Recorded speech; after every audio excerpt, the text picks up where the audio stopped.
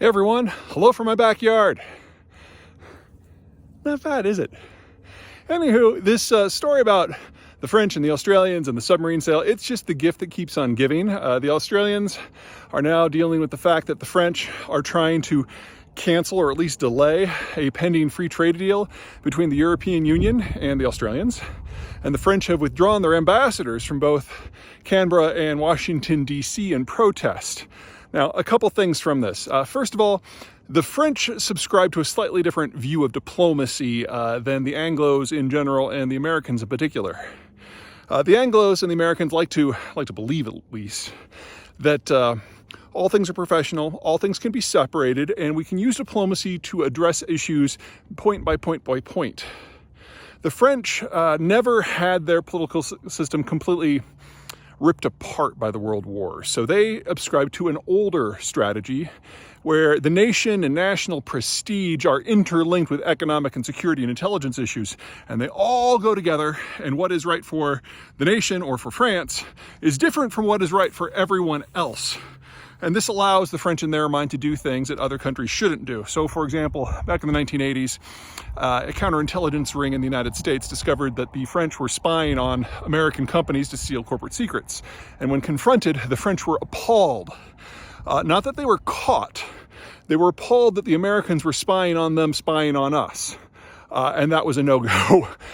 Anyway, the point being, this is a position that is practically Russian or Trumpian or even Chinese, but it's old school. It doesn't mean it's wrong. It's just that it's different. And it's not something that kind of meshes with the way that we see diplomacy. Second, the French honestly shouldn't be surprised that the submarine deal fell through. And it's all about geography.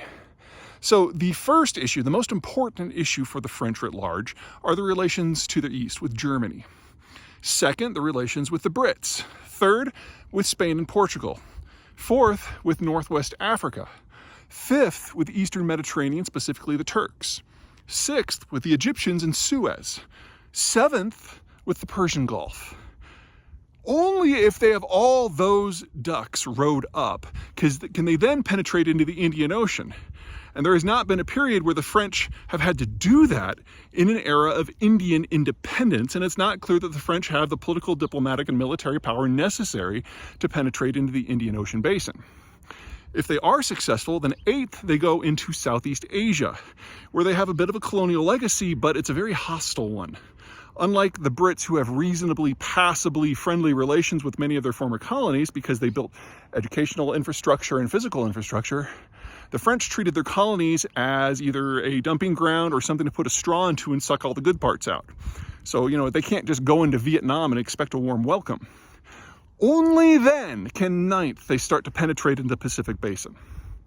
So any sort of long-term deal to provide the Australians with military hardware is by definition dependent upon the Americans keeping that entire stretch all the way from Marseille to Darwin free and open for French commerce. That's a bit of a risk if you're Australian. And if you're French, you know better. Now, the French are still going to be upset. There's no way around that. This was a tens of billions of dollar deal. And it's just human psychology. If something that is a known to you, something you have is denied you, you get pissed off. But if you catch a Hail Mary, and then that is taken away from you, you get furious because all of a sudden this windfall is gone. And that's exactly what's going on here. So the French are going to be upset. They are going to throw a fit. They are going to be a little insufferable. They're going to be French. But at the end of the day, American and French interests in Europe broadly line up. And Australian and French interests in the Pacific have nothing to do with one another. So this too will pass. Until next time.